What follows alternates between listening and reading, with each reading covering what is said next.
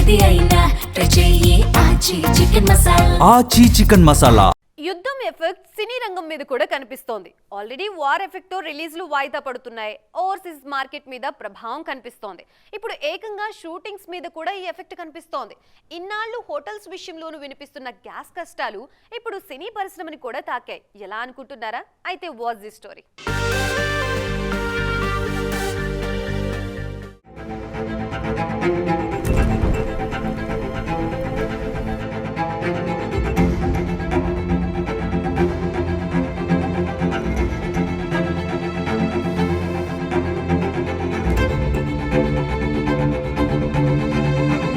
యుద్ధం ఎఫెక్ట్ సినీ రంగాన్ని తాకింది.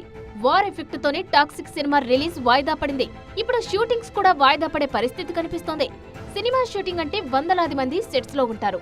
ఉదయం నుంచి రాత్రి వరకు వాళ్లకు ఫుడ్ కూడా అక్కడే ఏర్పాటు చేస్తారు. కానీ గ్యాస్ షార్టేజ్ కారణంగా ఫుడ్ విషయంలో ఇబ్బందులు ఎదురవుతున్నాయి.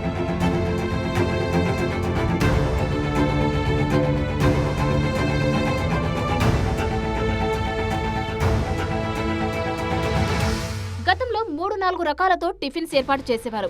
మధ్యాహ్నం పెళ్లి భోజనంలా రకరకాల వంటకాలతో ఫుడ్ పెట్టేవారు. కానీ ఇప్పుడు పరిస్థితి మారిపోయింది. గ్యాస్ కొరత కారణంగా సెట్లోనూ మెనూలోనూ కోత పెడుతున్నారు. టిఫిన్స్ లో ఎక్కువ వెరైటీస్ కనిపించడం లేదు. భోజనం విషయంలోనూ కోతలు పడుతున్నాయి.